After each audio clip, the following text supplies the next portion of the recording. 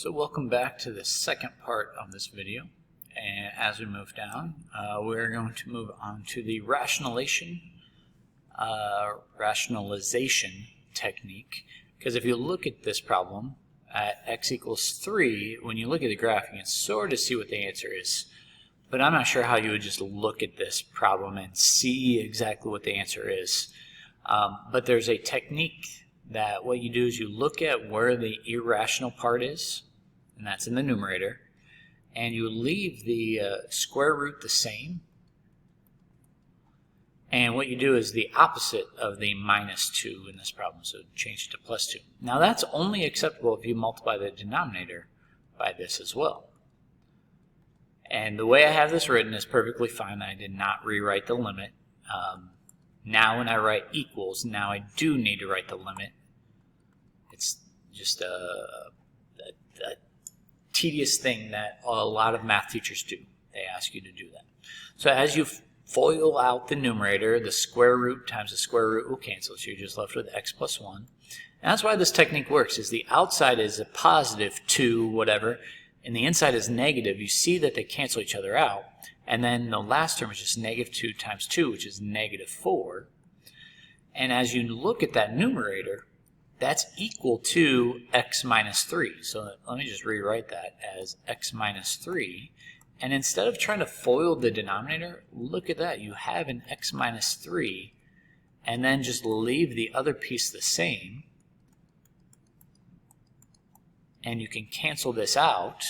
And now what you have in the numerator is 1. So now you have 1 over. You can plug 3 into the denominator. 3 plus 1 is 4. The square root of 4, which is 2. 2 plus 2 is 4. So your answer is 1/4. And you can actually use this technique to find the limit without having to use a graph to get that. Another aspect of calculus is piecewise functions. It probably makes the most sense to, and I believe we did this in pre-calc, is we split it up between where the graphs change. And that's where you put the left sides, or the constraints I should say, is we want to say that x could be less than negative 3.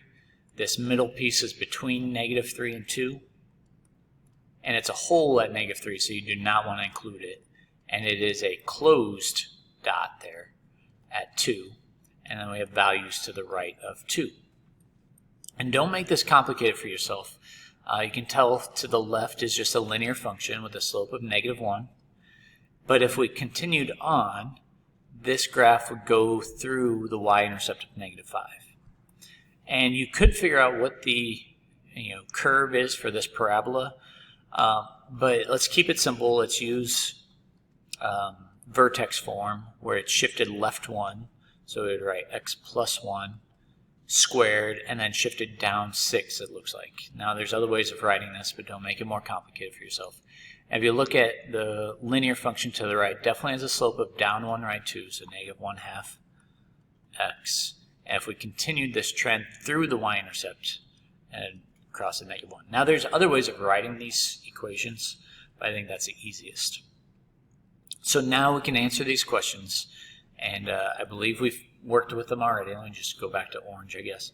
Is we want the limit as x approaches 2 on the right side. So here's 2. We want the right side of it, and we would say that the y value is negative 2. Now how do we do that based off of the equation?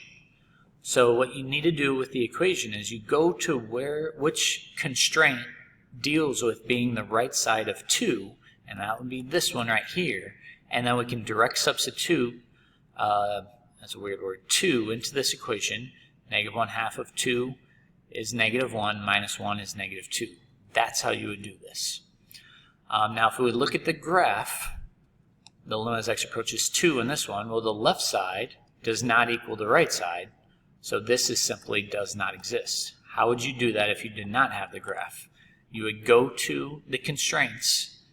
You'd plug in, so this constraint and this constraint for x is 2. And you'd have to plug into both equations, and you would see the left side of 2 goes to 3. If you plug it in.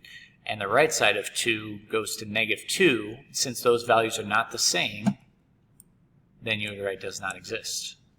Because the left side, limit as x approaches 2 on the left side of the function, you would get a value of 3 if you plug it in right there. And the limit as x approaches 2 on the right side of f of x is -2. We did that in part A. And the key to this is that those two values are not the same, so the limit does not exist. So -3, let me just switch colors again. If we look at the graph, on the left side of -3, we would only be looking at this side of the equation. So that's getting closer and closer to -2. How would we do that with the piecewise function? Is we would go to which of the constraints was the left side of -3. So we're looking at this constraint, the left side, and we would plug in -3 into this problem. So if we plugged in -3 into this x, the negative of -3 is +3 minus 5 is -2 to confirm this answer. So as we look at letter D, -3 on the right side, if you look at the graph, is clearly this side. And the y value is -2 there. So this answer is -2. But how would we do it analytically? Is we would look at which constraint is the right side of -3. That is this one right here. And so we would plug in -3 into this equation. -3 plus 1 is -2. Squared is +4 minus 6 is -2. So now, I know it's not asking for this here, but it could ask, let me just slide it in here, the limit as x approaches -3 of this function. Because the left side equals the right side, you could confirm that they do equal each other, so that is -2. So I think this is a good setup for the last two problems. The limit as x approaches -7. So as we look at all of this work, which constraint uses -7? That is the top equation. And you could plug in straight to the top equation. So the negative of -7 is 7 minus 5 is 2, which is confirmed right here. So then this one, limit as x approaches -1, which constraint uses -1? That's this one in the middle. We can use direct substitution. And -1 plus 1 is 0. Squared is 0 minus 6 is -6, which is confirmed down here. Equals -6. So I believe at this point we just have a lot of practice problems. Oh, no, we have more practice with a piecewise function. And maybe this will be a good place to stop after this. And then make a third video for this section. So which constraint deals with the left side of -2? And it makes perfect sense that you're looking at the top one, because it does go in order, the left and the right. So you're going to plug in -2 in for both of these x's. So -2, when you square it, is 4, times 2 is 8. I need to write this down. And then 3 times -2 is 6. So 8 minus 6 is 2. So now the right side of -2 is definitely this bottom equation. Plug that in here. So -1/2 times -2 is +1 plus 1 equals 2. So this is the right side. And then this equation, the limit as x approaches -2, it does equal the same thing on the left as the right. So the limit does exist, and it is that value, y equals 2. And as I promised, I'm going to stop here because I think yeah, all of this is just plugging in. So sit tight for the third video.